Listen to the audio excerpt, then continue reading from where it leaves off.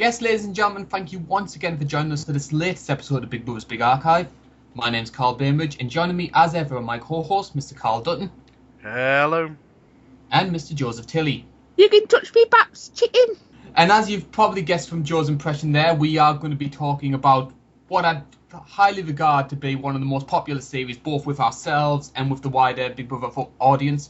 And that is, of course, Big Brother 5. It's our first podcast episode in a while, and what a series to kick us off with for 2015. Absolutely. 2015, 5. We just missed the 10-year anniversary of it, but we've got another one that is around that.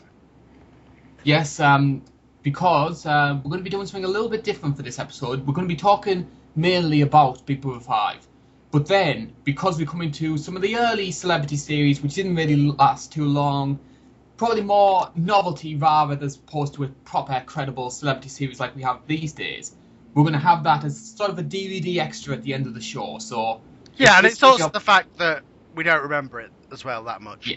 It would just be us talking about John McCurrick and Jackie Stallone. Absolutely, and I think as we were saying as we started, when we get to the earlier seasons, it's going to start getting like that because it's going to get to the point of ones we don't remember that much. So either we're going to have to rewatch the whole shows, which could be fun, but it will just take a lot of time if that's what we do. Yeah. Well, thank you, only like 10 days. Well, yeah. But we're not going to be talking about Big Brother 5. We'll get into the celebrity-free stuff a little bit later, but we're going to be starting, of course, with Big Brother 5, which many people consider to be the start of the golden age of the show. The second. It was kind of like there was the first, when it was just the biggest thing in the country, new concept, kind of, everybody was obsessed with it for the first 3 years. Then it dipped on the fourth year, and people were like, "Oh, that's it, it's over." And then they reinvented themselves, and it was almost like, why am I the wrestling analogy guy? It's almost like the Attitude Era. Yeah, that's what I was going to say. It was kind of like the more bang for your buck, more interesting, more things happening, more twists, more crazy housemates. It was kind of the show reinvented itself into more what we know it as now with the start of this series. Certainly. I think you said it better than anyone else, Carl.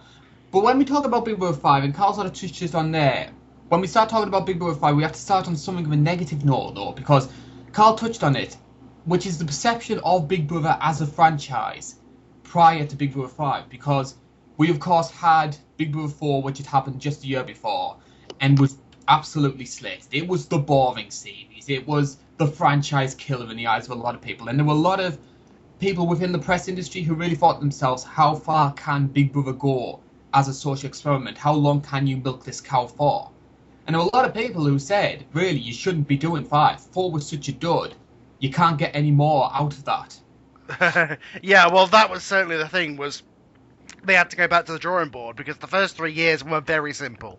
It was just the basic concept, nothing was changed, nothing was tweaked, and this was the year when they said, right, okay, what's the appeal of this series? Well, let's just be arseholes to them, and let's just screw them over, let's, manipulate them and screw their heads and do twists and things, and this was the start of, unfortunately, it was the best era for 3 years there, but it would eventually get out of control and get to what we have now, where you have, a twist every week or every half a week, and it's overused to a point, but this was where it was the first, it was new, it was fresh, it was different, and the advertising at the time was, this isn't just going to be people in a house on a holiday anymore. We are going to absolutely screw these people. This is going to be the beginning of the evil era, which was what it was dubbed as. I can remember the advertisements. And, it certainly worked out because that's exactly what they did. And, in fact, I think they've got softer now, a hell of a lot softer than they were this year. But you look at some of the stuff that the housemates, that the production did, and what the housemates did to each other, and you think there's no way they'll be able to get away with most of that these days. They could get away with it, but they could get away with it if they didn't cast people. Let's put it that way. Yeah. You touched there on the advertising campaign, because one of the things I remember about that was there was this big deal. It was called Black Friday. That's how it was advertised in the press, because Channel 4 ran the last ever episode of Friends on that day, and then it was the Big Brother 5 launch night. And I remember there was the AC/DC Back in Black theme tune. They had the black Channel 4 logo, and you could see the eye flickering in the background. You felt excited about Big Brother. You knew it was going to be evil. You knew it was going to be more extreme, but you were excited to see how, in what ways they were really going to push them. Yeah, and it was so weird that it was so in and so cool at the time. That was the whole feeling at the time. Was this was event television, and they managed to capture that back with the relaunch basically. And this was the start of really Big Brother 2.0, and it would last for a few years and then would gradually die out thanks to ones we've spoke about. Yeah. We come to launch night now, and we're going to be looking at our cast assessment. Now, I remember watching the launch night with my parents. They were sort of, at this sort of point, they were sort of casual Big Brother watchers. They'd catch the odd episode, but they never really wanted to admit that they were really addicted to it. And I remember after all the castmates went in, my dad said to me, "Oh my God, these lot are a group of freaks. What does it say about Britain? It's just terrible." And yet you look back at this cast now, it's actually quite tame when you look at it. Because can you really say that like the Stuarts, Michelle's, even the Victors are really freakish in inverted commas? No. Again, it's like I said, it worked well in small doses, and so they kept adding more and more and more in until you have what we got now, which is where the show is all about the freaks and the twists. I was thinking about this, and I was thinking, like, what sort of housemates could you consider freakish in this day and age? And I was sort of thinking about it, and I was thinking, maybe the trans community is not prominent enough there, so you can maybe argue Nadia's out there, and maybe Marco's more on the extreme end of the camp spectrum. But apart from that, you sort of know someone who's like every other of the housemates. You know a Victor, you know a Jason in your real lives. Absolutely. Yeah. And the other thing that comes from this show is I went back and watched it a couple of years ago, and it's such a culture shock.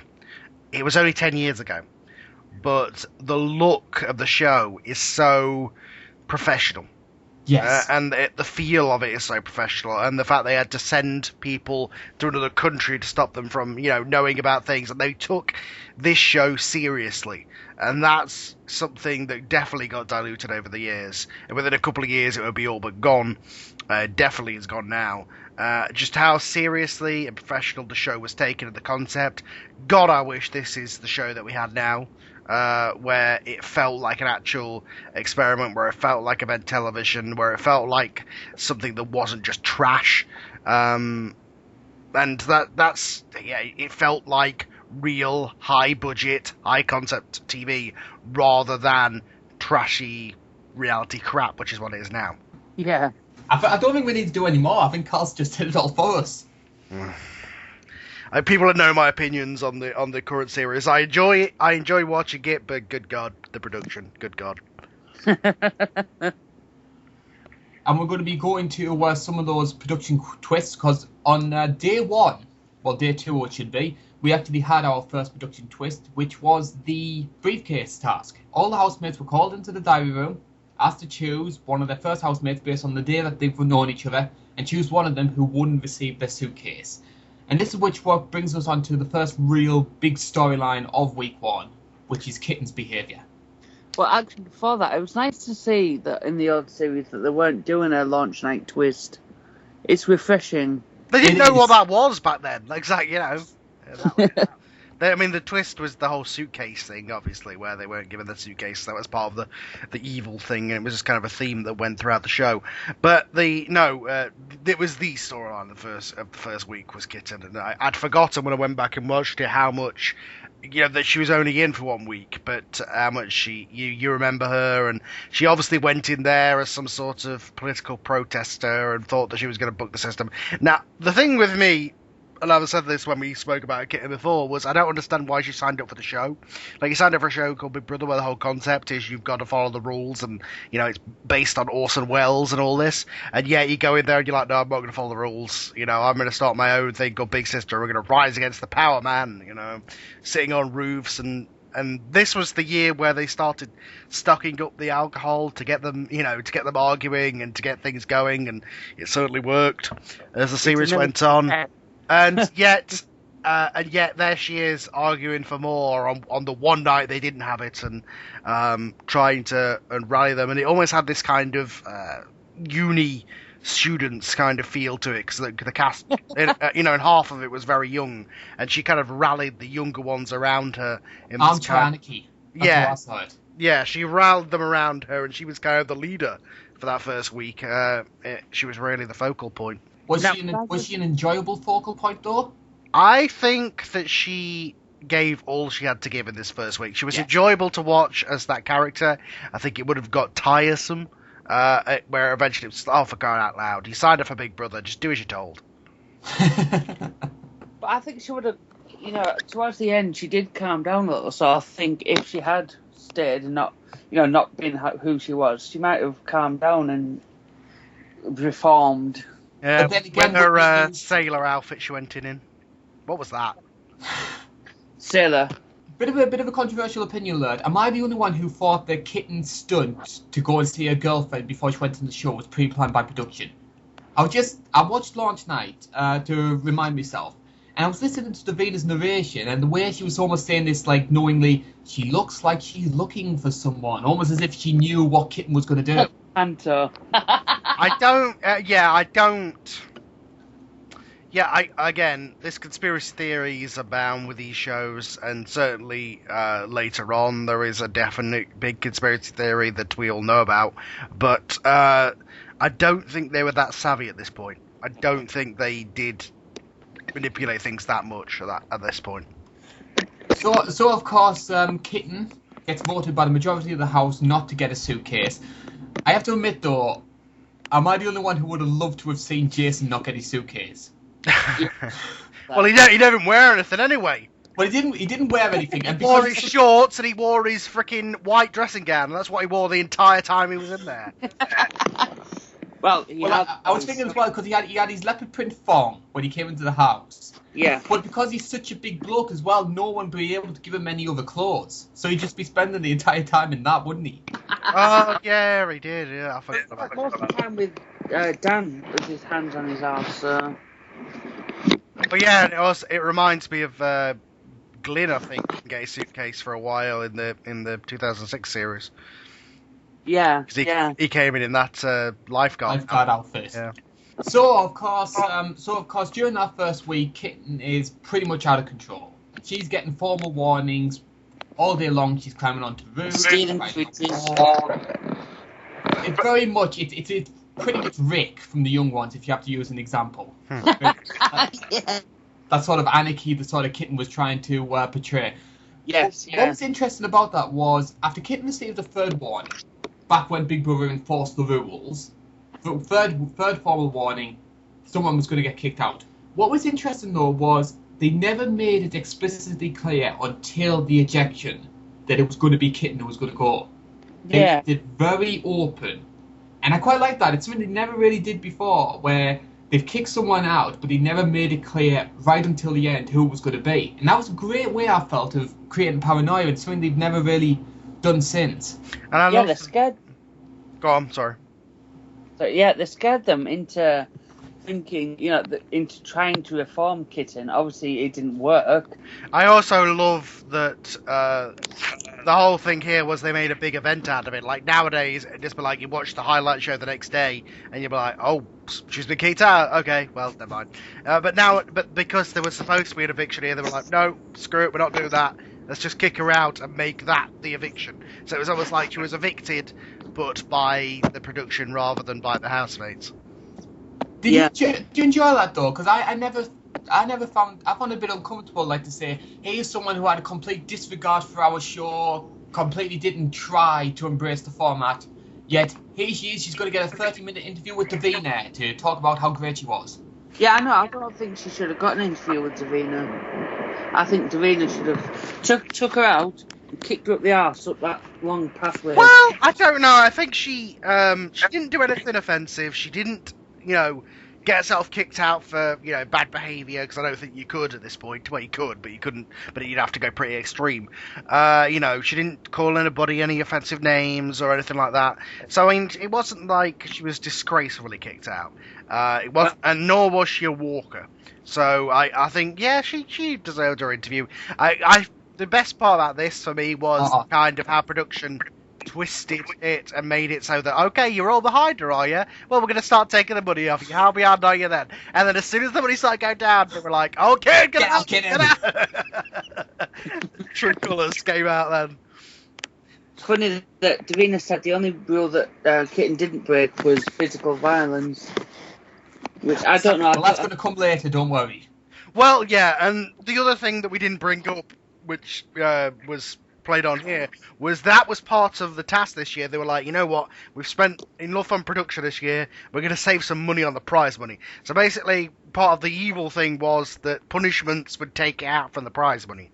And so I think Nadia is the person who, even though it's probably one of the most watched shows, I think she won the least out of any winner. Although, to be honest, at this time, with how big the show was, I think she made 3 million times that in the press. But I think Luke broke that. I think Luke only got 50,000 because of the White Room twist. Oh yeah, that's true. And he didn't even get the press interviews. Yeah, you're right. Forever the forgotten winner. I think Kitten or Ahmed probably made more than any of the winners do these days, just because of how big it was with the press back then. And that brings us on to Kitten as a housemate. In my view, I think we saw enough of Kitten that we were going to see. Yeah, I don't think she would have I don't think she would have calmed down. I don't think she would have got any better.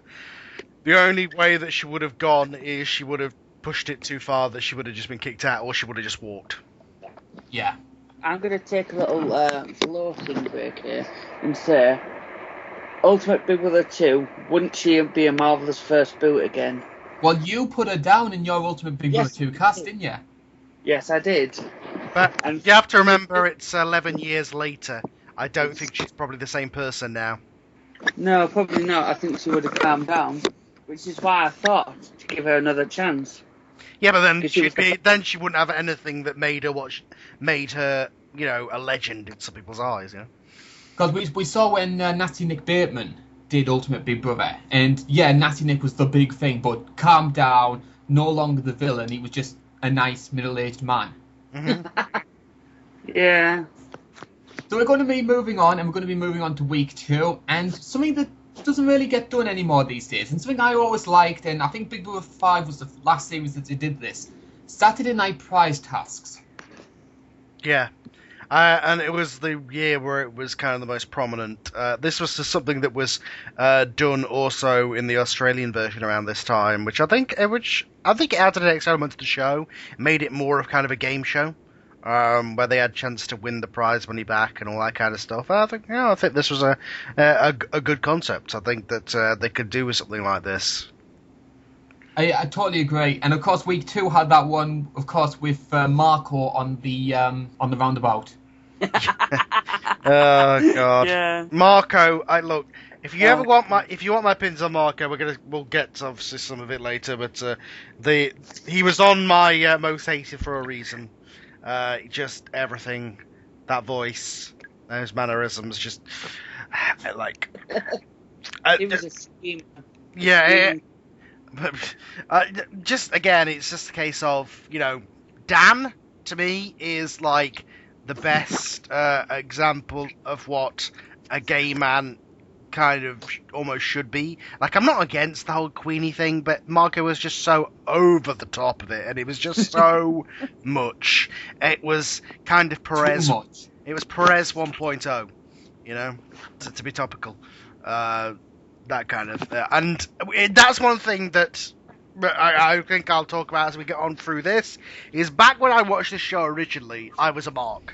So I, very naive, watched the show, and I went along with kind of the popular opinion, which was, they were the good guys, and how dare those nasty guys bitch about them, and and kind of how the show went. Whereas now, when I watch it back now, I'm like, Jesus Christ, Jason and Victor, how did you even put up with it that long? I'm very much of the same sort of mould. I was very much I was very much pro like the lip gloss bitch group. In fact, because I saw them as the fun time ones, I saw them as the ones trying to enjoy themselves.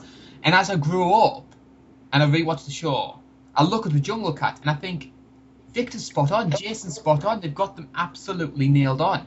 They didn't actually do any, and when you look back at it, they didn't actually do anything villainous. They weren't like some of the horrible things that people have done these days. They were just guys who were sick and just were like the same as I've just said about Marco. That's pretty much exactly what their opinion was, and they couldn't put up with the constant yelling and screaming and all that kind of stuff. And that's where the entire conflict came from, and yet they were seen as the bad guys. What a weird kind of prism that we look through the show at back then, and as you get older again, you look back and you realise, wow, those guys put up with a lot. No wonder they snapped. And especially when production basically turned on them with the whole Bedsit challenge anyway.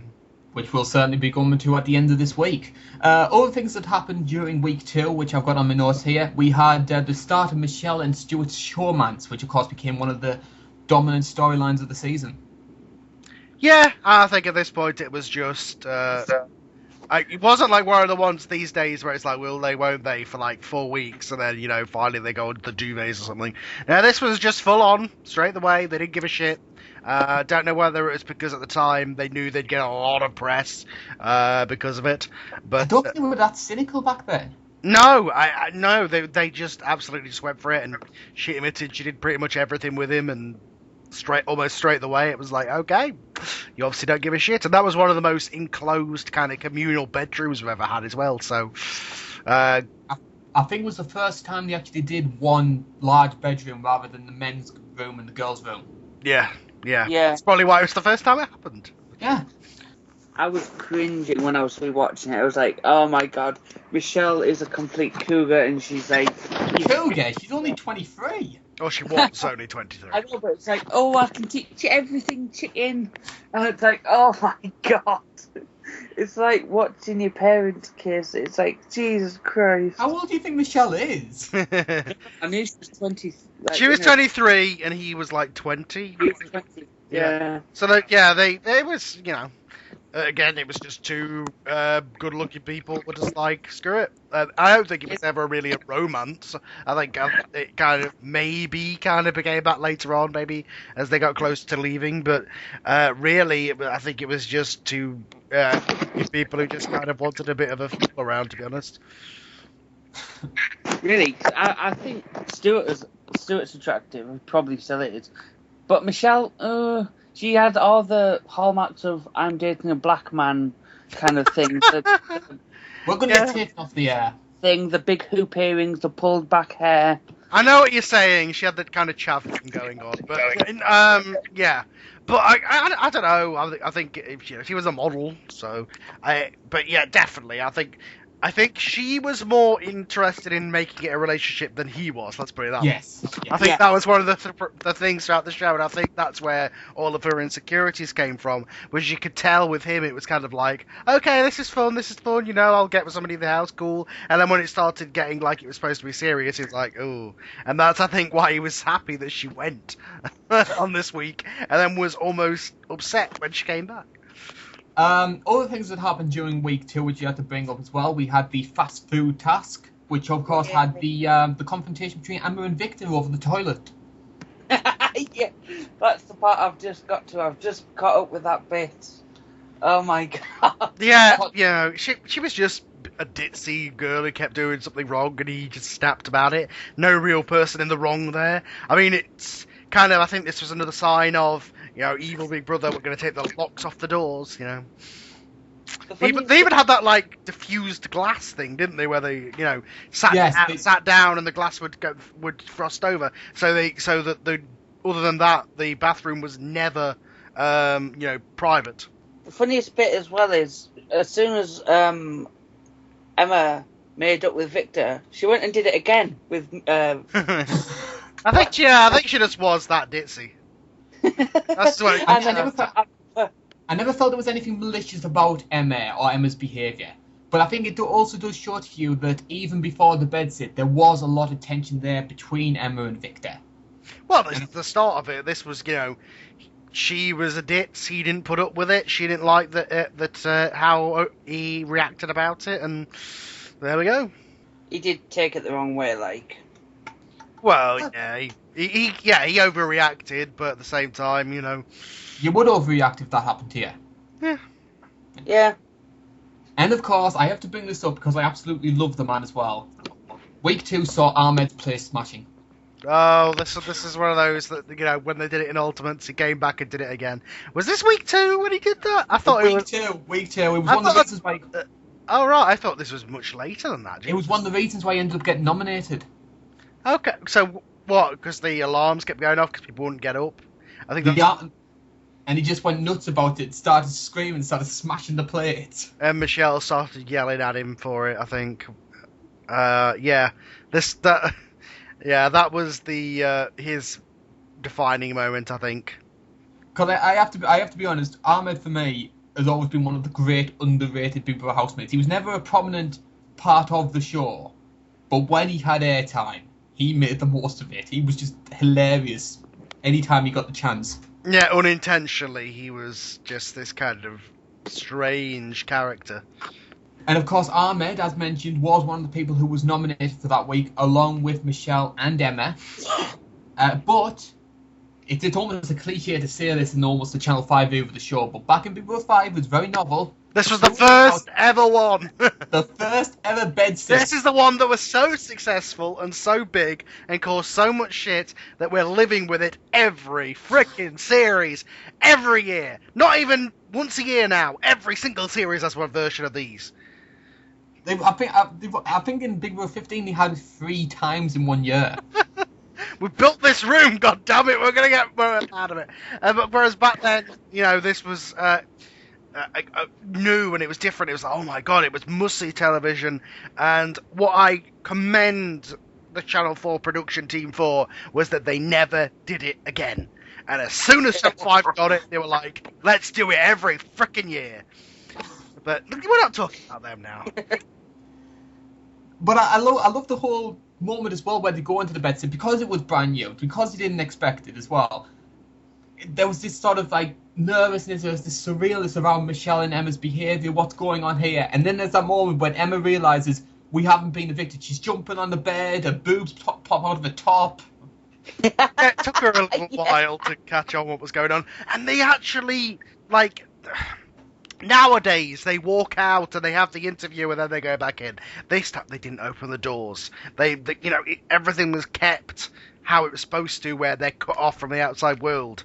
They didn't go back into the outside world and then go back in. And see all the signs and the cheers and things. Again, that just comes back down to, I hate to be the one who just keeps bringing up comparisons, but that's just how much better the show is run at this point, that they took the concept of being cut off from the outside world so much more seriously. Yeah. I think as well, what made it so great as well was, not only was it the first time we did it, so it was novel and it was exciting, I think they got the perfect people to do it, because I think most of the time when they do Bedsit tasks, it's so we can see them bitching at each other, we can see them screaming at each other. Michelle and Emma, I don't think they were very vengeful. They weren't nasty with their commentary on what they were saying. No, and there was nobody in the wrong in what happened during this week. It was... there was a problem between two camps, and one camp was put in another room just by fate. They were the ones that were voted, and so they saw the other group bitching about them, which, let's face it, if it had been the other way around, it would have been the other way around. They would have seen them being bitched about, and so they came across as the good guys, and the guys came across as the bad guys, because of the things they said. Emma completely overreacted to a couple of comments. It wasn't like Victor called her any name. He just said that she didn't have any brains, which is kind of true. So, yeah, it was just a case of circumstance. Nobody was in the wrong here. One person was having a bitch and thought that they couldn't hear. The other person could hear. Overreacted, and it just add alcohol to that, and we got what we got. Yeah. But before we get to that, we're going to be talking about Emma and Michelle's time in the Bedsit and a couple of those moments which came thanks to them. First of all, we're going to be talking about the cold showers. Because, of course, one of the things that the housemates could do was they could choose any housemate within the show to receive cold showers. So, of course, we get that great moment where Victor's in the shower, it's nice and warm, he's doing whatever, hits the cold shower, and he's flailing his arms around, and he's running to the dining room, and it just... I found that so funny as well because Victor has such a alpha bravado about him, how he's the slick man and how he's the milkman because he always delivers, and then Oh, for God's sake, Carl. he's crying off to the dining room to say, I've got the sniffles, I don't like cold showers. I also love another thing, you know, I'm the guy who always brings up the references on this show, but he was another guy. He was the one who was doing all the wrestling promo references in the dining room. Like, he would do his things in there, and he'd almost be cutting promos to say, to be the man, you gotta beat the man. I think he called, like... I'm sure he called himself the best there is, was, and ever will be as well. Yeah, he was using all the catchphrases. Oh. And of course we got... No, Jacob, jacuzzi nits. Yeah, again, another case of Stuart not feeling attached. She felt attached after, and that's again what we spoke about. I think that he just saw it as a bit of fun, and she saw it as something else, or at least something that she could have afterwards. But let's put it that way. Well, at least it made a great catchphrase. It became her catchphrase. It was like that chicken stew. It was just... And she became a favourite to win at this point because of that stuff. Then would proceed to basically the centre of why she said that comment would be also the reason that she become one of the least favourites later on. So of course Emma and Michelle are in the bedsit, and the story I always heard was it was always going to be a 1 week thing. The plan was for the eviction to take place between Dan and Vanessa, and then at the party afterwards, that's when Emma and Michelle came back. The story I heard was that I think health and safety people got onto them and thought, you can't keep Emma and Michelle in there with no fresh air, etc. Because they were beginning to go a little bit loopy themselves with some of their behaviour. I'm thinking nipples on the frosting, etc. Yeah, it was a very small room to stay in for a week. Yeah, so of course, almost kind of solitary confinement to that. Yes. So of course, midway, like just lock the housemates in the house, shut the blinds, and let them out for a bit of Well, they did when they did versions of it later on. Yeah, they learned from the mistakes. That's what they did, like the secret guards, and they did that exact thing. So of course, midweek, Emma and Michelle get told you're going to return back to the house. We're going to do this fancy dress party. You're going to hide under the silver platters. Once they lift that up, there you are. So, and of course, we get that great TV moment where they reveal themselves. Marco and Nadia go absolutely berserk. They've got their friends back, and Jason's face. Yeah. Picture. Everybody's face, yeah. Victor Jason was like, oh, for fuck's sake, we thought we got rid of him. Stuart's face was quite fun because it wasn't like, oh, great, she's back. He's like, oh, shit. And I think it was very telling that he wasn't exactly stoked that they were back. I love the costumes. I love because I don't know if it was Emma and Michelle who chose the costumes. I think that was the party line, but you look at the costumes that all of them had. Because they dressed him as a clown, didn't they, Victor? Victor was the clown, Jason was the panto dame, we had Marco as a sailor, which, considering his behaviour, so apt. And then, of course, Stuart and Michelle, cowboy and Indian. Yes, I think they definitely chose it. I think Stuart had the most fun during this week because he felt like he wasn't tied down and he was free. And I think that's kind of where a lot of the things came from, was that he didn't really want to be tied down with anybody in the house, and it just kind of happened, and yeah. And of course the cowboy costume becomes another big Stuart defining character as well, so I find that quite ironic that something so innocent ends up becoming one of his sort of traits. But of course that's pretty insignificant compared to what's going to come up next. I think we all know what happens. Day 20, BB5. Oh no, no. Oh yeah, well, that I forgot something happened. Yeah. You know, it's so rarely ever spoken about. It's just one of those things that gets lost in time. No, yeah. Obviously, this was the defining moment of not only this series, but I think of every series ever since. Even though it's kind of a weird thing where production always want to recapture this, but at the same time they made sure it never got to this level ever again. So it was this weird kind of, half of them wanted this to happen again, half of them didn't. It never got this bad ever again, where it got physical, and they had to send security in and stuff. I always remember, obviously, the inciting thing of Emma and Victor. I remember that. What I don't remember is the whole real, what they didn't show because they cut to outside was apparently an actual punch up between Vanessa and Nadia, which is all sorts of, you're getting into sort of, the fact that Nadia used to be a guy and punched Vanessa in the face, and oh my god, and there was a reason that wasn't shown on TV, and Russell Brand actually got told off apparently for bringing it up on a episode of the Big Mouth because they wanted to pretend that didn't happen. I mean, we saw them shoving each other and stuff, but that was where it got really bad, I think, as well. Obviously, everybody remembers the stuff inside. I remember at the time, one of my family members, I think my mum, was watching the live feeds, so she saw all this live, and I heard about it the next morning, and how they literally just cut. They were cut to just the bird sounds. Oh, something's got happened here, I heard about that. They cut it off. One of the best things I love is read the Digital Spy live feed coverage from that night, and the reactions of everybody when it cuts there, and you can hear the screaming. It's like, oh my god, what's happening? And it's so exciting. But what's great to me about Fight Night as well is that you could start that clip from Fight Night at any particular point, any part during the day, and everybody has a different opinion of who started it. What was the particular catalyst? Was it drink? Was it Marco being smug and goading everyone? Was it Jason being aggressive? That's what makes it so interesting to me. Yeah, it was. It's just you can take any sort of interpretation of that. It was really that basically those two were pissed off they were back, and then Emma just kept prodding them and pushing them and pushing them and pushing them, and they're both kind of getting more and more drunk as the night would go on, and she'd keep pushing them, and eventually she'd go off. Well, wasn't it a food fight that started it all? Yeah, yes, she threw the tray. I look at it as no, not that food fight. They had an actual food fight. Oh yeah, because he yelled at them. Yeah. I looked at it at 3 different stages. There's a first stage where Marco and Nadia's side of the house are celebrating. They started to mess up the room. Jason comes in and says, "You better get that cleaned up." And Marco's like, "Oh, what are you going to do about it?" "Well, I'll rip your face off. That's what I'll do." So that's the first part. Nadia's very big in bravado, and if you actually watch it, then Nadia sort of throws a half-drunken punch, tries to, at Jason, if you watch that on the live feed. And then the Victor and Emma stuff starts.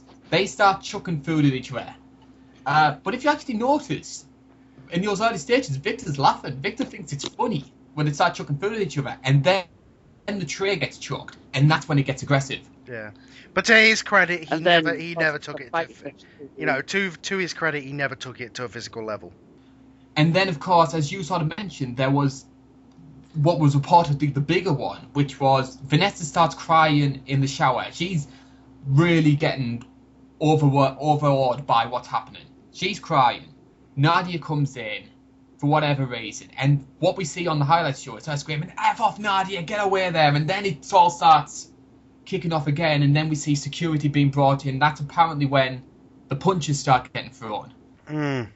It's honestly some of the most insane television, and it's on such a pedestal that I don't think it'll ever be reached again. No, and the question remains, and this is why I think that Russell Brand was censored with this.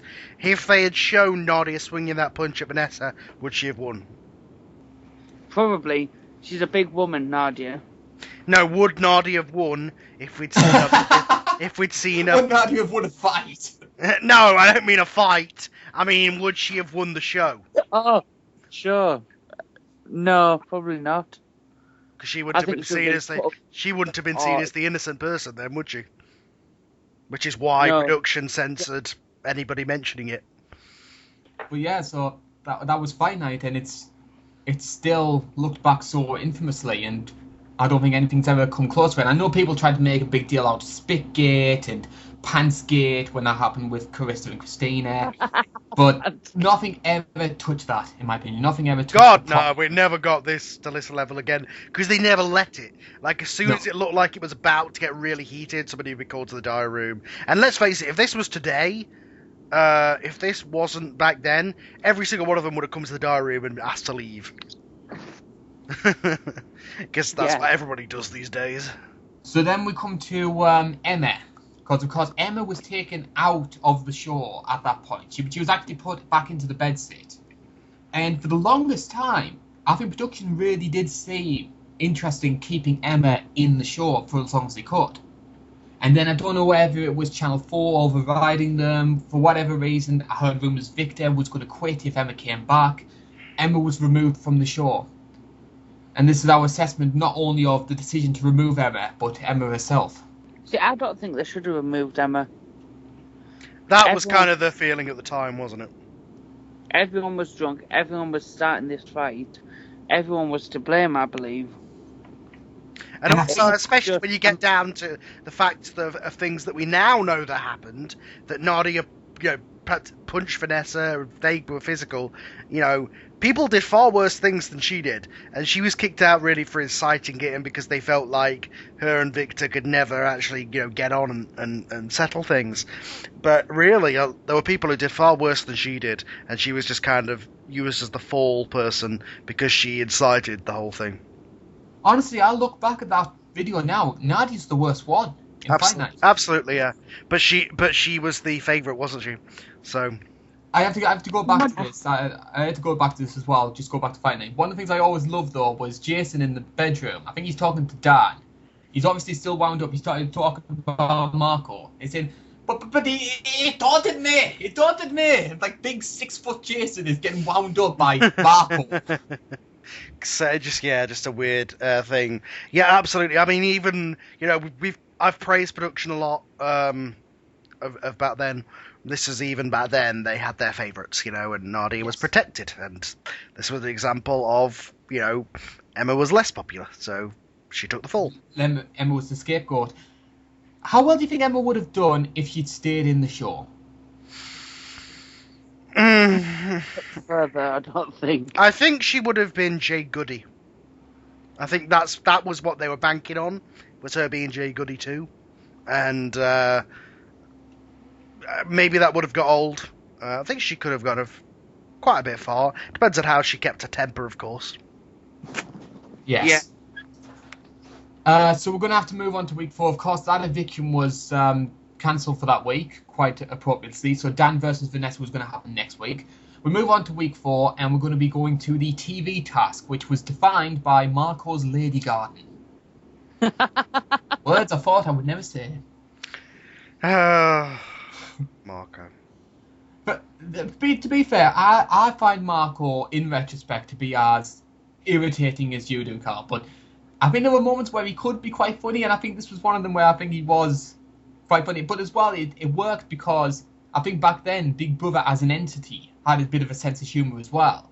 So, of course, when Marco asked that question with his friends in the diary room, they're saying, do you think my TV looks like a lady garden? And people was just like, could you please explain what a lady garden is? Yeah. Yeah, and I love when you go back and, speaking of Big Brother, you go back and watch these shows, how kind of robotic and unemotional the voices were. I mean, and what was going... By the way, this is completely off topic, but what the hell was going on with the voices yesterday? There was like Minnie Mouse, like, what the... yeah, I'm not sure. Like, Big Brother was on helium or something, but you go back and look at these, like, the voice was very stern and very cold, and that's how it should be. Not this friendly voice that consoles you. Also during that week, we had the rather out of nowhere Jason and Vanessa relationship. Yeah, I think it wasn't out of nowhere for him. He kept going on at it, and eventually she was just like, either she felt like she was bored, or... Well, take Stuart out of the equation, bit of slim pickings, let's be honest. Yeah, I think, Michelle had already taken that territory, so... I don't know, there was that hunk of a man, Ahmed. Mm-mm. But yeah, of course, that was pretty much one of the few Vanessa moments that really came, because of course Dan versus Vanessa was carried over from week 3. Vanessa, of course, ended up being evicted, and I think it was the biggest percentage up until that point. I'll have to double check, but I remember it being up in the 80s. Well, almost unanimously Vanessa evicted. Which was because she was on the wrong side, I guess, and back then everybody was naive about things like that, and again, had that footage that we now know happened been shown, might have gone a different way. Might have been. I would love to have seen the unedited Fight Night version, just to clear up a lot. We'll never see it. It's in some tape vault somewhere. Yeah, we'll never see it. Yeah, I really think that Vanessa should have been a lip gloss.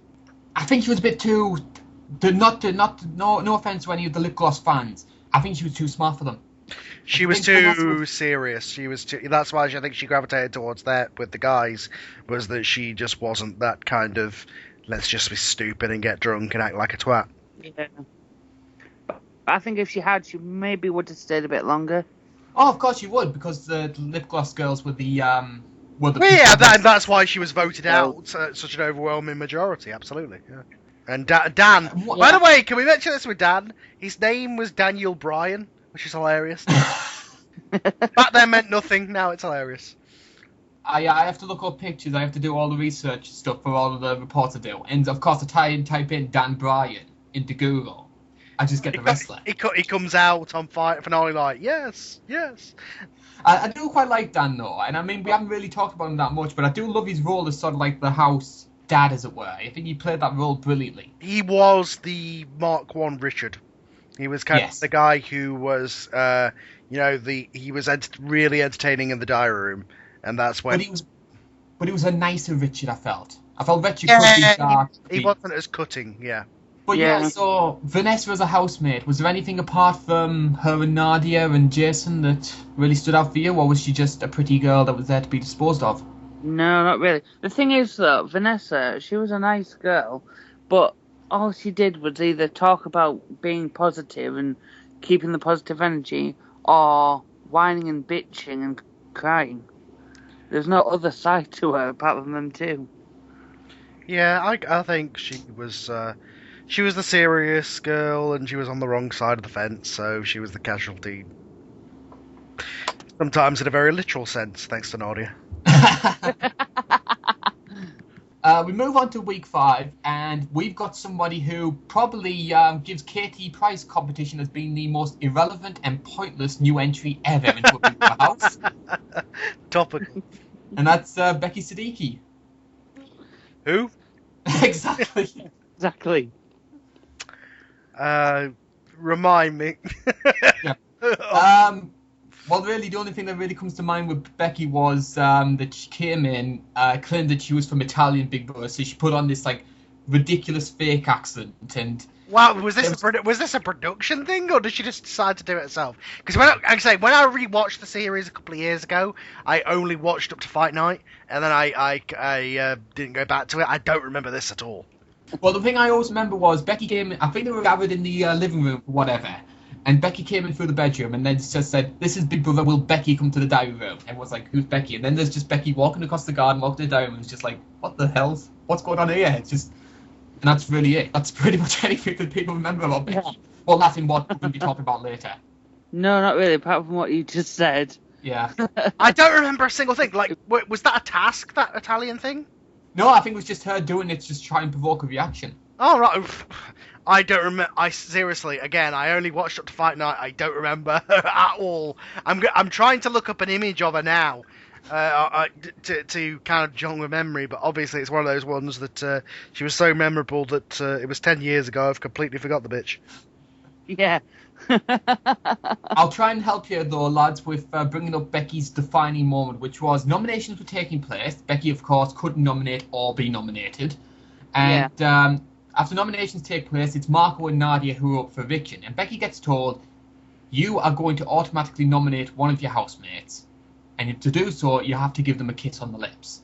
And this was dubbed in the press as the Judas kiss. This was the big one. And so she decided to nominate Michelle. So Michelle joined Marco and Nadia up for that week's eviction, and Michelle's reaction of that was very telling in my opinion.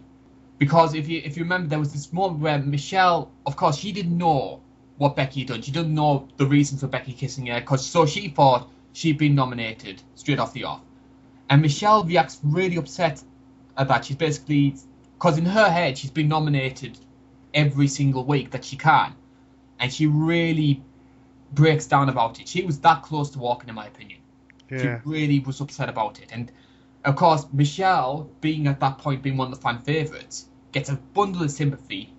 Becky becomes tarred with that brush of being a villain because of it and never recovers. Yeah, this is how noteworthy she was. I typed in Big Brother Becky 2004 into Google Images, and I get loads of images, obviously, of the other two Beckys who were more notable in later years, and one minor low-quality image of her in the diary room chair.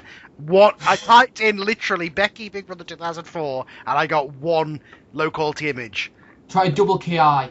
Yeah, nobody's even uploaded a picture of this woman to a production photo. Well, I did. I put that in, and all I've got a picture of, and this is quite disturbing, is a picture of Stuart, Dan, Michelle, Nadia, and Shell sat in the dining room chair, all naked. Well, that was later on. That's probably because I watched only to that fight night when I rewatched it. But also in my memory, I remember the early days much more than I remember the later parts of it. I remember the finale, but majority of my memories of this series is from those first 4 weeks. And I know that there was stuff that happened later, but a lot of that's got lost, I think. Yeah. Well, there's nothing worth remembering. Let's hope you have better memories, though, of the Marco and Ahmed feud. It was basically something that culminated. It basically stemmed from Ahmed's viewpoints about homosexual people. Marco, at this point, I think he went from being camp and fun and flamboyant gay and just being this catty bitch. There's this great moment where I think they had spars. I think that was part of a prize task. He had like a mud spa or something. And there's this great moment of them just like bickering to each other as they both sit getting soaked in this mud bath and just like, oh, I hate you. Shut up, boy. Oh, yeah, I kind of remember that. And now you've sent me that image of Becky, I kind of remember her. Although, this is probably why I don't. Entered day 31, exited day 43. That wasn't very long, was it? No, I do kind of remember this. And it was more of a fun feud, I think, as opposed to some of the ones we got later. And it gave us Ahmed's brilliant, I hate him! Yeah. No, this is fun stuff. So it is Marco versus Michelle versus Nadia for that week's eviction. One of the lip gloss girls is going to go. Sorry, Marco, it's just the name of the group. I'm not going to call them bitches, don't worry. Marco is the one who ends up going, and it was pretty obvious it was going to be Marco. Yeah, the weak link of the group, the one who was of all of them the most annoying. Goodbye. And I think the person who I think needed to go to let Michelle and Nadia grow as characters as well. Absolutely. I think it was telling that Jason came second in the end of the day, which obviously, spoiler. We'll get to later, but I think it's telling. I think there was a fan base who were like, God damn these annoying fuckers, who were on Jason and Victor's side. Yeah. You don't need to give away spoilers, it's been 10 years. True. But, we've got structure. Darth Vader's Luke Skywalker's son. God damn it! Carl. Sorry about that. One thing I will say, though, which always reminds me about Marco's eviction, is Marco goes out to do the interview, and for that series, he had the stage outside in front of the crowd. So Marco's finished doing his interview, and I remember it's absolutely chucking it down with rain on his interview. And Davina's talking to him and says, Marco, we've got a surprise for you. There's your mum. And on the other side of the stage is his mum. And they're running into each other. Marco's going at full speed along the wet stand. Slips right onto his bum, takes out his mum as he does so. Oh my god! I've got to rewatch this. I don't remember that at all. But at this point they have the inside Lucas studio, so why don't they just use that? I remember they used it for a few of the interviews. I think so. I think when it gets to particularly bad weather, I think they use the inside studio now. But for that season, it was the outside studio. Yeah, I can say I remember Kitten's interview being indoors. Huh. Okay, fair enough. Yeah, you think they would have called it? Okay, I've got to rewatch the rest of the series just for that. I don't remember that. He took out his mum. Oh my god. And we've sort of touched on this a little bit, but we'll start with Joe first of all. Your assessment of Marco. Well, Marco, God, what can you say about him? Really, he was... Because he was someone as well who made your all-star cast as well. Yeah. Well, I think he might have calmed down a bit since this. He's calmed down a lot since then. It's probably been one of the most extreme transformations. Yeah, if you saw him on that reunion dinner thing, it was like, holy crap. And he like regrets it, doesn't he? He regrets ever being on the show because of what it did to him in terms of his image and the damage it did to him, because he was such a kind of a annoying cackling hyena that I think people just took a real disliking to him, and all these opportunities for him never really appeared, and he kind of regrets doing the show because of all that. Because I bet to this day people see him and go, "Oh, you were that twat." Well, he's completely changed his image as well. He's got like designer stubble. He's grown his hair out. He speaks in a much lower tone as well, voice. Yeah, when I saw him again, it's like, I wish he would have been that in the first place, but then he wouldn't have been cast, so... He wouldn't, yeah, exactly. Yeah. I mean, his interview VT, when he was being like interviewed for this, it was so funny. And it's like, is it plugged in? Do I start now? Yeah. I think a character like Marco, he can be enjoyable in small doses. Yeah. But you've got to have the depth, and you've got to have be used right to really see it full effect. He was the personification of what was annoying about that side of the house.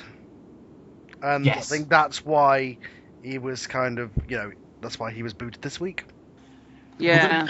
We're going to be moving on to week 6, though, the first week post-Marco. And we start with the silent protests that the house did, which I believe stemmed from the Saturday night task, where Nadia was called in the house to have to do a spelling task. And she spelled balloon wrong. And the house was upset about that because, of course, Nadia didn't speak proper English, didn't know proper spelling. They thought it was quite unfair for Nadia. Because she's from Portugal, isn't she? Because she's from Portugal, yeah. Yeah. So the house deliberately doesn't speak for the rest of the day. And then, of course, the house tried to provoke a reaction out of them.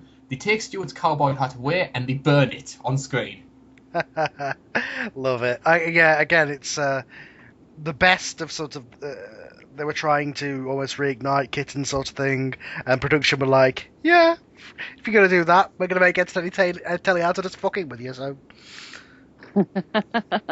One thing I loved, but of course they then try and respond back. They take the diary room camera out the diary room, and they try and burn that.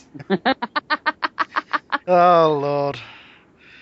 See, this is why this was the best series. So many great things to remember about this series. Like, there was never a dull week. There was never a dull week on this show, other than the Italian Becky, who I don't remember. Like, it's going to be really fun when we have to talk about Becky. Don't worry, that's coming up though. There's just so many great little moments that people remember from this series. Does anyone remember Ahmed tapping the plasticine housemate? Yes. The one in the garden. Yeah, what was it? Was it like a spade or something? He starts smacking it to bits and jumping on it. Yeah, and I can't remember. Kitten gave it a name, a Greek name. I'm tempted to say Marjorie, but I think that was the chicken from Big Brother 1. Yeah, that was the chicken. See, now if he had started whilst Joe tries beating the crap out of a chicken with a spade, that would have been some entertainment. Well, I would have got the show cancelled, let's be honest. It would have been fine. So whilst Joe tries to find out the name of the plasticine housemate, I'm going to ask you, Carl, about the school task. All I remember is the uniforms and how Michelle revelled in being a schoolgirl because she has that whole stripper thing going on. I don't remember much of it other than that. The things that come to mind for me, I always remember they had to do a school assembly at the start of the day. And I always remember when Victor's name would call out, he'd go, here, pop, pop, pop.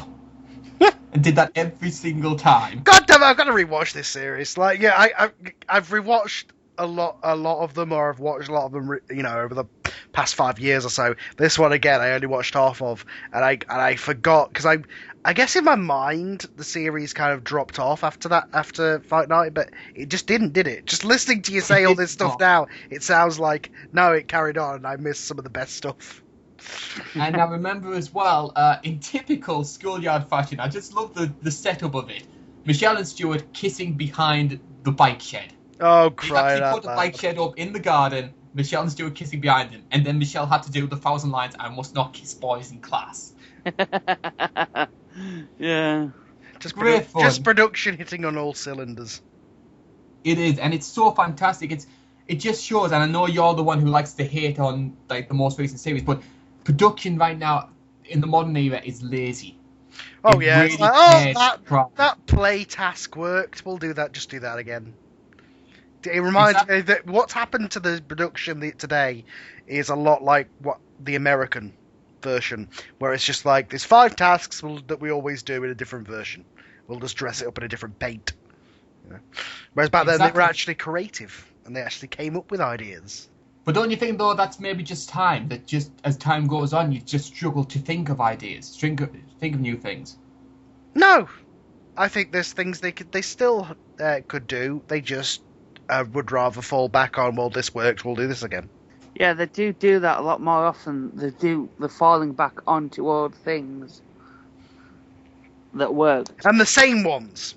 Like, again, we spoke about this when we spoke about Big Brother 6, was they should bring back, like, the box task and other ones that weren't done for a long time.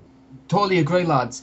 So that week 6 eviction comes up, and it's Becky versus Ahmed for that week's eviction.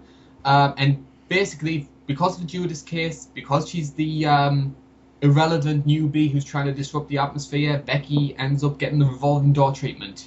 Of course, it's the most stereotypical, obviously. This is how everybody thinks it goes, because this is how it always goes.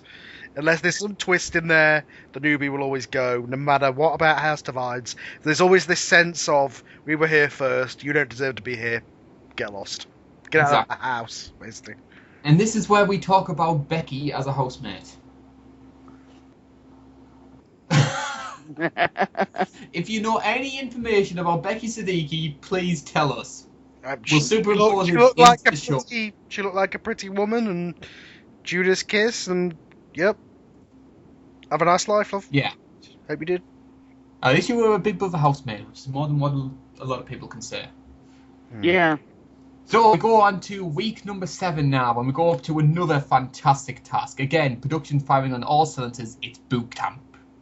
Yes, this one I absolutely remember. This was obviously one of the most defining tasks of the show. We had Ahmed's breakdown because he was sick, and then Michelle yelling at him, and then her throwing the shoe, and the huge argument that erupted from that. We had Nadia going in the diary room and saying that she didn't want to wear the clothing because she had this kind of insecurity about wearing masculine clothing because of her transformation, and felt like she'd look like a guy because she was in masculine clothing. There was her wanting a cigarette. That was this week. So many of the defining things that you think of and get replayed over and over again as the years go on. Yeah, this was another one of those weeks that was just like, yeah, that was this show. That's what we remember. Start first and foremost. So you mentioned loads of them there. We're going to start though with Ahmed. Ahmed and Michelle, their sort of mini feud, and Ahmed's sickness in inverted commas, because I'm sorry, Ahmed was hilarious there. I mean, he totally in the wrong. Wasn't it the fact that, and they kind of felt like this, the housemates, whether it's the case or not, was that the girls were in charge, and he felt like he felt weird being ordered around by a woman because of gender politics and his religion and things, and yeah, that brought up a whole other thing, and yeah, that's really what sparked the argument. What I love as well is there's this moment where Michelle's obviously getting sick of Ahmed, like feigning illness, etc.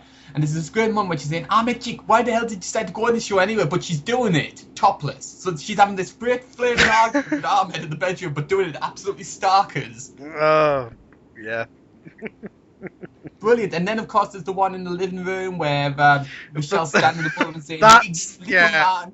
That one is the one that everybody remembers, the shoe, and it's like, hey, don't you throw shoes at me. That's a real insult in my country. And then, tell me, little man, how I am fucking feeling. And just her face. Oh, my God. I'd be more scared of that freaking Brock Lesnar on any day. Jesus Christ.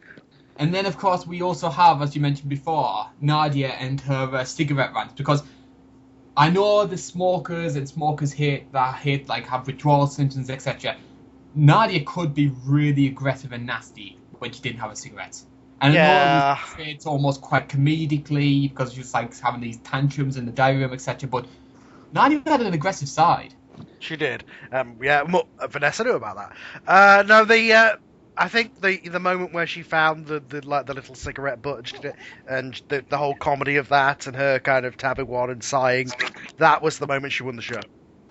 This was her winning week, I think. That plus the whole thing of her being accepted was what won the show. I always thought she looked like Che Guevara though, with the big sunglasses and the beret. She'd probably punch you for saying that. Probably, yeah. Do you have any opinions about Boot Camp Week, Joe? Yeah, I just think it was a really, really great week, a really great task that, again, they hadn't utilised since. I'd say it's sort of been done, but it's never been done to that sort of quality. Because you make the argument that Gina being the Queen Bee, that was exactly the same. Yeah. Oh yeah, I suppose so, yeah. We're just getting a little bit of break up there, Joe. You okay? No, it just sounds like he's obviously moving around, that's all. Okay.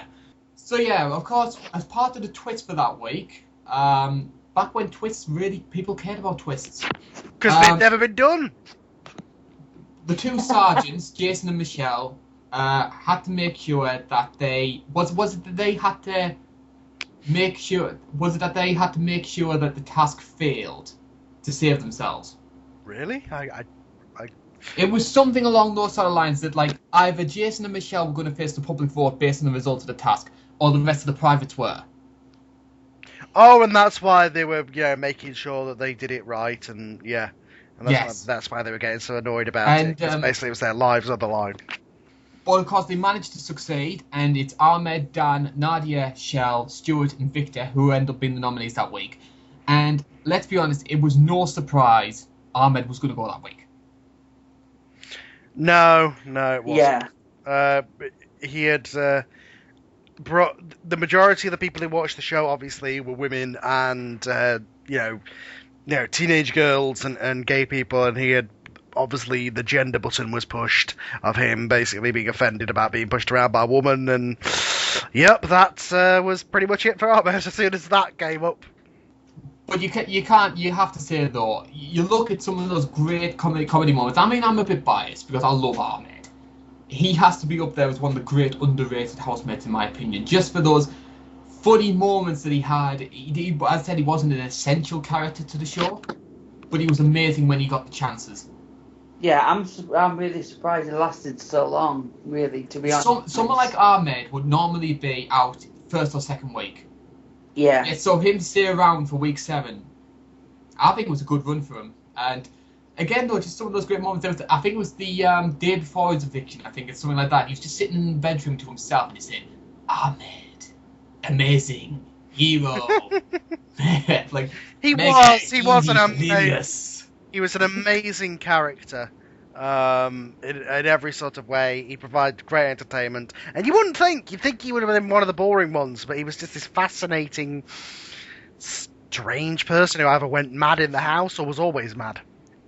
The sad thing is, I don't think you'd ever see an Ahmed being cast these days.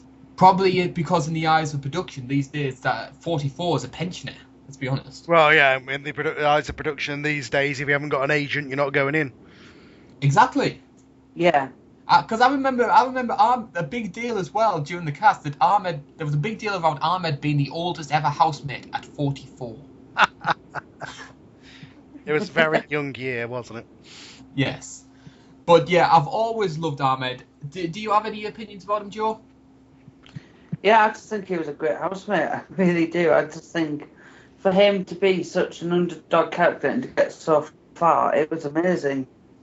And he was on he was on all the round. He was on this morning. I remember that. He was one of the big characters. We will have to move on though. We could talk about Ahmed all day, but we are going to move on though, and we're going to be moving on to.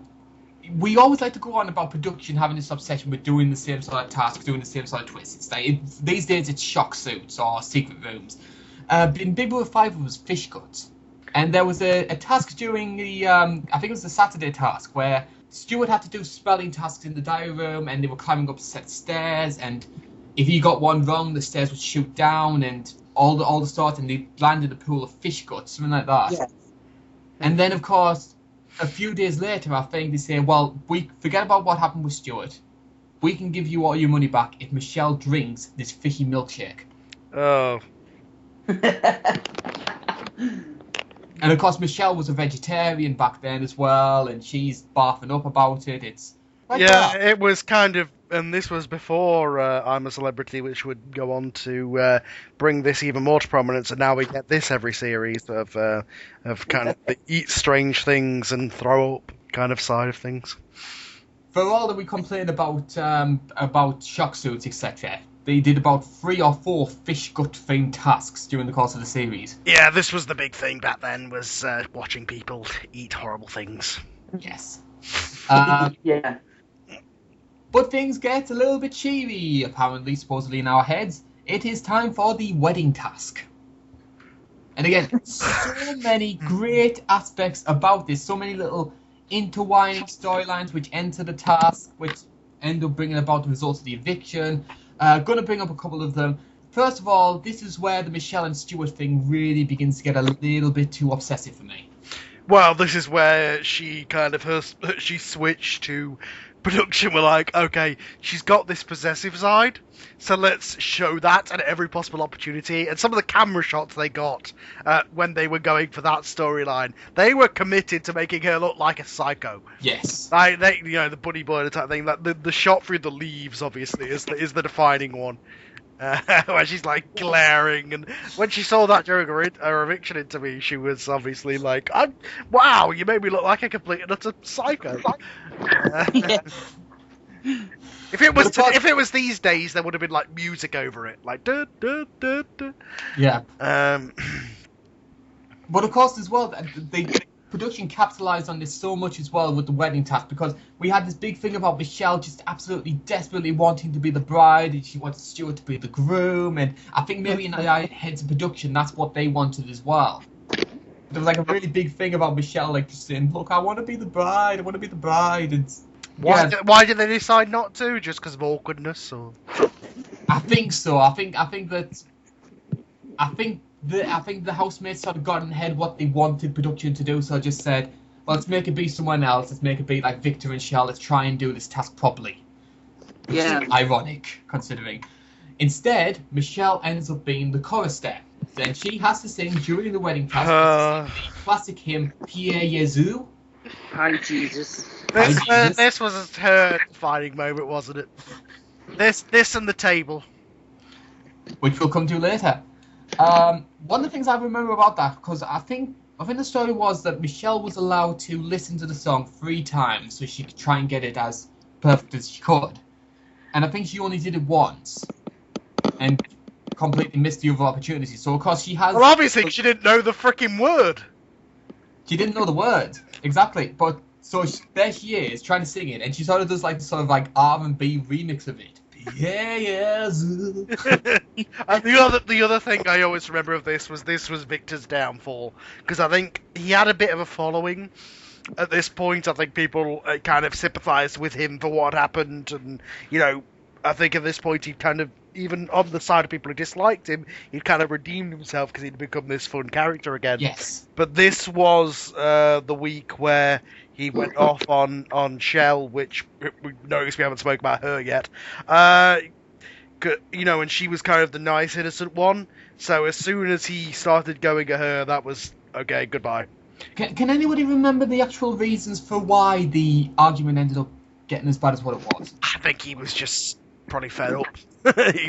he just came across in a really bad light. Like, he had a reason to argue before, he had no reason to go at her, and that was his downfall. Yeah. Yeah. The other thing I remember is, of course, during the wedding, Jason at this point could not stand majority of the people in the house, and there he was just standing there looking like he was in absolute torture, standing there with them all. Because the thing is as well is that, in my opinion, if Victor doesn't blow up that week, Jason goes. And I think on the whole, I think this series got the boot order just about right. The one mistake it made, in my opinion, was Jason not going that week. In my opinion, it should have been Jason goes week 8, and then Victor's the runner-up to Nadia. I think that would have worked. Absolutely. Victor was the ringleader. He was the more entertaining one. Jason was the sidekick of almost, and he ended up going to the end. So he kind of was the remaining person from that side. The story I always heard was that Jason, prior to Michelle fighting with Stuart, not Michelle and Stuart, prior to Shell and Victor having that fight, Jason was absolutely piling ahead of the votes. Jason was going to go that week. Victor has the argument with Shell. His vote percentage shoots up and he ends up going that week. And of course, this means, though, we have to end up talking about Victor, which I don't think anybody has a problem with because he's up there as one of the BB greats, in my opinion. Absolutely. Yeah. One of the most entertaining in the diary room. He provided so much content, such a character, and such a, when you see him and hear him nowadays, I think he's just such a cool guy, and you realise that he was cast as this villain just because he was against some of the favourites, but no, as the years have gone on, I really like Victor. I've really grown to like Victor as well, and he also posts on Digital Spy. He likes to contribute. He's very open to talk about his Big Brother experience. And he even watches the show and talks about it now. You can tell he's a Big Brother fan. One thing I will say, which I don't particularly like about Victor now, is, which is not really a fault of his own, is that he was so good as a housemate. There's been people since then desperately trying to be the next Victor. I think of Anton in Big Brother 12 as just this really bad Victor wannabe. Which he himself called out. Yeah. Of course, during that week, though, before we move on to week 9, we are going to have to talk about Michelle and Stuart committing to their relationship. Yeah, consummating it. Consummating. Yeah, I mean, there was obviously extra stuff. Joe, what are you outside? I think Joe's recreating the table incident. So what's going on? Is it mine? We can hear you kind of rustling. That's all. It's not me. I'm sat still. Oh, I don't know why your microphone sounds like it's like rustling. Anyway. Hold on. Open my flaps. I've got like. That was bad timing with what we're talking about. I've got a new iPad and the things are covered. The microphone bit. Well, Michelle certainly did, and she opened hers during this, and obviously the whole thing here was, since then people were like, did they, didn't they? It would take until last year until we'd get one that was a definitive, full on, every other time it was like, oh, we thought they did, but maybe they didn't. I think that's just kind of people saying, she definitely went in there. I think she even said that was her goal, because back then I think you could get paid for being the one to do it by the press. The Sun always kept running the campaign. They give someone like £10,000 for the first BB bonk. Yeah, so maybe that was in mind, and I mean, it was built up as this thing, like she made a thing about it, didn't she, and set up a whole freaking setup under the table, and yep. We move on to week 9 though, and production again continues this Michelle Stalker storyline with the chained housemates task. Yeah, and this was it was a combination of that this was the week where she looked through the leaves and all that kind of stuff, and because obviously she was sort of jealous of the friendship between her and the other Michelle, because I think those two had a little bit more chemistry as people, and I think that was kind of where her thing came from. I think the thing between her and Stuart was just physical. I don't think they had anything in common really, whereas the other two really did. They were kind of the same age, they were both uni students, that kind of thing. Also, the other thing again was Jason's comment of, I don't like these people, I don't even want to be chained to one of them, and that was his big defining thing at this point was he was left in the house with pretty much everybody that he hated. Kind of really isolated himself, and the fact he lasted till the end was amazing. What, in terms of the vote, or just him actually yeah, because I think Stuart was the only one who really spoke to at this point, I think. That's something that's really good when we come to Stuart. I'm going to bring that up, so you'll have to remind me. But, yeah, Michelle at this point, and it's a shame as well, because Michelle, I would say up until the boot camp task, Michelle was the favourite to win the show. And it's a bit of a shame, and it shows the manipulation of the edit, in my opinion, that someone who can be such a good housemate, and was such a good housemate, finds all their popularity undone thanks to circumstances which are largely out of their control. Because, yeah, Michelle was obsessive, but I don't think she was ever stalker levels. No, they went out of their way to get the right camera shots to make her look like a bunny boiler. Absolutely. You know, they had that entire video package when she left, and her reaction to it was, oh my god, that was, you know, what did you make me look like, you know? And yet people continue to go on the show. Yeah. Well, you know. But yeah, everybody faced the public vote. Michelle ends up being the one who's evicted. And our chance to talk about another Big Brother 5 returnee for Ultimate Big Brother, and that was Michelle. Yes. Yeah, she was brought back for a reason. She was one of the defining ones of the series. She had the big first ever major, you know, sexual romance on the show. She was had all these amazing lines. She had a catchphrase. She had a bunch of storylines and arguments. She was really at the center of the show for a lot of the time that she was there. And I think it's a bit of a shame as well that, like, maybe it's because of the character that she was, and that's been done plenty of times before as the series have gone on. I think Michelle's sort of been a little bit overlooked as well in how significant she was as a housemaid. Absolutely, I think that she was one of the, you know, had production decided if they had not taken the camera shots that they'd taken and changed to the other Michelle just to fucking stir the pot, maybe she could have been a contender for a winner. I totally agree. Great housemaid though, although I will say I do have a little bit of a grievance with Michelle being from the northeast of England. I never liked it on Ultimate Big Brother when she came back and she was doing that she was sort of like completely changed her accent. Yeah, Davina commented on it, didn't she? She was like, what the hell has happened to her here? Yeah. So we're moving on to the final week now. A couple of things that we just made a couple of notes, and we won't go into big detail about these. We had fish gut shots, again, the fish guts being the shock suit of that year.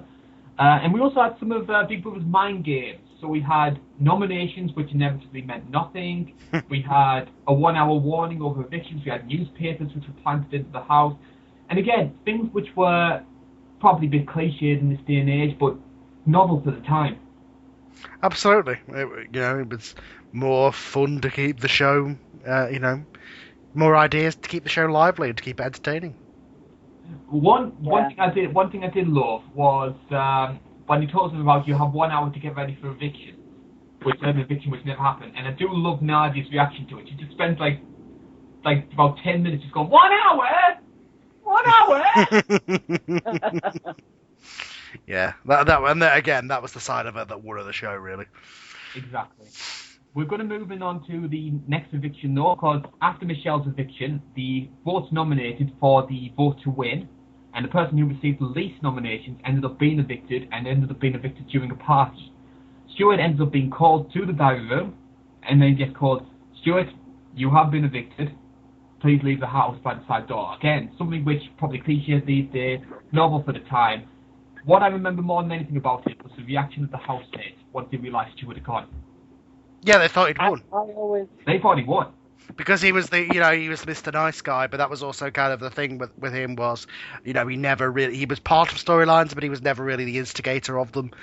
He was just kind of the normal nice guy in there, so once he came down to votes to win, he was never going to get enough votes, and it was surprising that he was the one that went here rather than Michelle. I would have thought Michelle I would have thought Michelle would have gone during that week. Yeah, I think he contributed more than she did to things, so it was interesting, but it's happened. I loved how they kept the crowd quiet and made sure that nobody knew what was going on and stuff. And could you imagine a Channel 5 crowd trying to behave these days and do that plot twist? No. And No. To be fair though, one thing I'm surprised about, I'm surprised they've never actually done that before, where they've actually had a finale night which wasn't the advertised finale night for the housemates. Yeah, like all of a sudden, oh yeah, by the way, it's the end of the show, get out. Yeah, that would have been great. Yeah. Yeah, that would be fun to screw with their heads and just not tell them what it is. And this brings us on to Stuart as a housemate. Again, I think we sort of touched on this before. Nice guy, maybe not the most exciting, but I've seen worse. Absolutely. On the show. Absolutely, he was a guy who, yes, he was just the nice guy, but I think he contributed more than others have. He was a pretty face, but at the same time, he contributed in terms of he had the romance plot. He was the guy who went between the two factions. I think he got in, he was kind of the person who was always calming everybody down during the arguments and stuff. So he did get in there and do stuff. Someone described him absolutely perfectly as a jungle kitten. Yeah, he was just the nice, pretty, everyday pretty boy, and there was nothing wrong with that. And you kind of need a normal person in there among the craziness, so that everybody looks crazy by comparison, Totally agree. So now it's finale night. It's one of the most anticipated finale nights ever. It's actually, I'll be honest, one of the very few times I've actually voted on the show. Who did you vote for?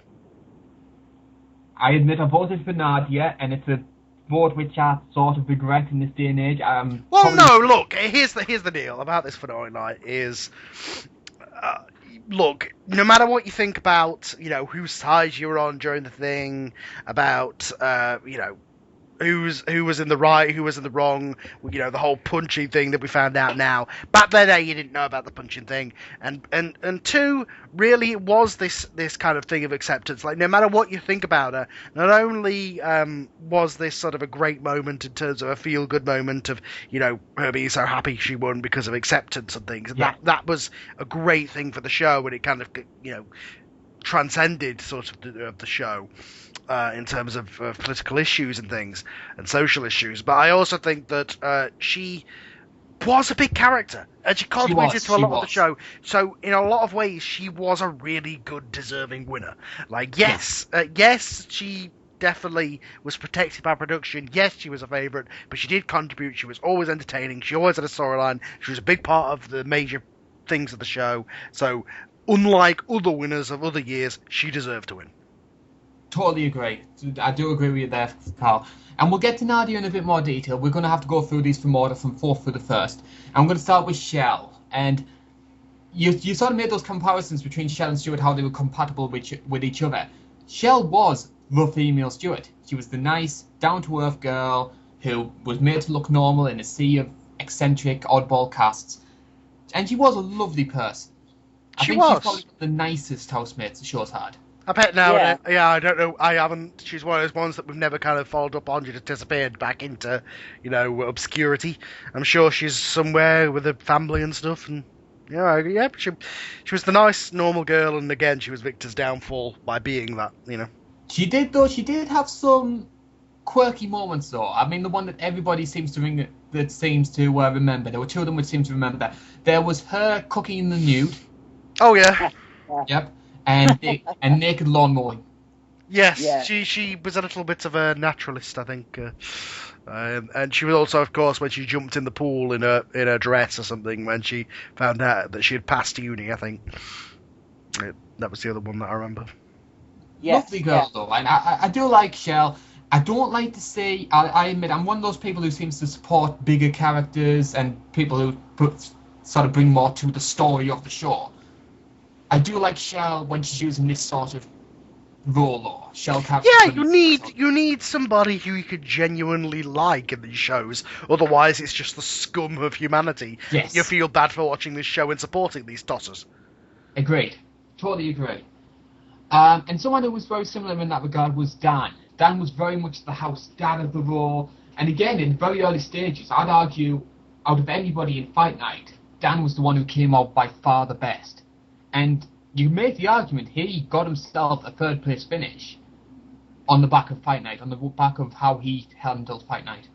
Absolutely. There was a whole thing, of course, this week, I remember, where he said he was going to go if he made it to the final week because he didn't want to be, big-headed, and how people where he lived wouldn't take well to somebody who thought too big of themselves. It's like, you didn't think about that before you went on this TV show, but that was a little weird, and obviously Jason took it as, he's not gonna go. He's just saying that. It's just a tactic, which maybe not, but no, I thought Dan was, again, one of the best examples of a gay character, because I think he was just a normal guy who He wasn't defined by his sexuality, absolutely, and he was complete opposite of Marco. And I think also he was funny, he was entertaining in the diary room, he was the dad of the house. I really liked him. Do you have any opinions on Dan, Joe? Yeah, I thought, well, like everyone said, he was a nice guy, and well, there's not much more to say about it. He stood where he stood in where people didn't have much choice. Like in the fights, he was like in there defending whoever was defenseless, and I just think it was great. Definitely. And then we come to the final two, brilliantly set up, I have to agree. Jungle Cat versus Lip Gloss Bitch, Jason versus Nadia, and there's that great moment where Nadia gets told she won, and her reaction for all the hyperventilates, basically, yeah. For all the grievances we might throw at Nadia, her winning moment was fantastic. It was one of the great feel-good moments of the show. That really cemented her as one of the big characters, because this you felt so good for her feeling accepted, and she was crying and saying thank you and stuff. It was a great end to the show. It was a great end to a great series. Deserving winner, who was one of the big characters of the show, but also had a great storyline throughout. I think this was, and then when this show ended, it felt like, wow, that was so good, and that's a perfect end. Absolutely. Yeah. This series, and then I go back and forth between this and 7. I think 7 got boring in parts. I think 7 had overproduced moments, sort of like The House Next Door and the big characters being voted out and then put back in. I think that this was probably the best series of the show ever. I think it had the best elements of both. It had the seriousness, social experiment aspects of the early years, but it had the twisty, kind of exciting moments of the later years, plus it had the biggest fight, I think, ever. Plus it had so many firsts. This is the show that has been copied and recopied ever since. This is the one they always try and get back to, because this was the pinnacle of the show. And if anybody ever could kind of look back and say this was, if you want to show somebody, this is why we like this show, this would be the series you'd show them. Totally agree. You couldn't have said it better as well for me. I've always been of the belief 5 has always been my favourite series. I think the characters were being fantastic. I think the twists were brilliant. I think the tasks were brilliant. Everything was done in moderation. It was never too much. It was never overbearing. And I think as well, if you look at I think in terms of the broadcasting of the show, because it started off like the rest of the Channel 4 series. It started off half an hour episodes. And then it got so good, it went to 45, and the ratings were so good. And then it went to an hour. And just this momentum, Big Brother really re-entered the pop culture context in a way that Big Brother 4 looked like it was going to threaten to derail. Yeah, this was their big comeback. This is where the show settled into its eventual format for the next 6 years. And this was the show they always tried to get back to with the years that came. And the next couple of years would have some amazing moments, but they never quite got back to this because this was the first, and because unlike, there wasn't that many mistakes in terms of votings, because the crowd hadn't got jaded. And I think also this was one of the only ones where I really was invested in people and really got watched the live feeds and things like that. This was the year that made me be on the show now. This is the year that I fell out of this show for a few years. But when I came back to it, this is the show that I have nostalgia for. And this is the show that made me a hardcore fan and makes me still watch through the dregs of some of the stuff we get now. Can you beat that, Joe? No, actually. I think what Carl said was spot on. It was a brilliant thing. Yeah. Definitely. And of course, this series, Big Brother 5, ended up being so successful that Channel 4 decided to try and capitalise on this and bring back the celebrity version. So this is a DVD extra, as it were, where we talk a little bit about Celebrity Big Brother 3, which was, in my eyes, the first proper celebrity series that there was, and one which is looked back on, it's quite twee as well, because it's sort of that mix between, it's not the proper celebrity series in the way that, like, the George Galloway and Michael Barrymore series would be straight afterwards, but neither was it like the charity fun do that it was for Les Dennis, Jack D, Vanessa Feltz, etc. And also as well, for all that we always like to have a go at Channel 5 for their lack of star power for their celebrity versions, when John McCrick is hyped up as being one of your big star power names, you've got a problem. Absolutely, and I think this was again another lesson of the less famous ones. He is more famous for this now, I would argue, than he is for horse racing.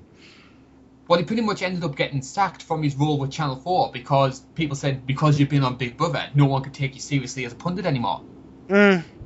Yeah, but he's been in the show ever since, really. He's kind of become one of those characters that stuck around.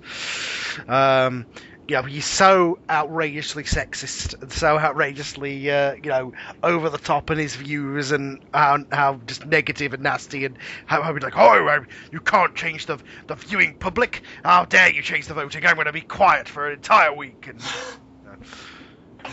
good John McCrick impression. But one of the reasons we talked about this, because originally we were going to do this as its own standalone episode, Celebrity Free, and then we thought to ourselves, is there really enough in there to really devote? I would be able to do it if I rewatched the series, which I haven't had a chance to do, and I do apologise that we didn't rewatch the series. But the things I remember, what's her face? Jackie Stallone, and we have to talk about Jackie Stallone. That's one thing I will bring up, because Jackie Stallone is honestly one of the greatest celebrity housemates ever. Well, she was put in there because of what's her face? Brigitte.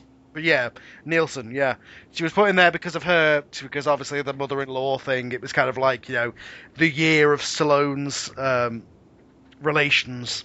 There was that storyline, but I think she was this insane plastic woman. And of course, you've got to love as well this complete inability that Jackie had to just comprehend anything that was going on around her. Yeah, I'm Jackie. Yeah, sums it up.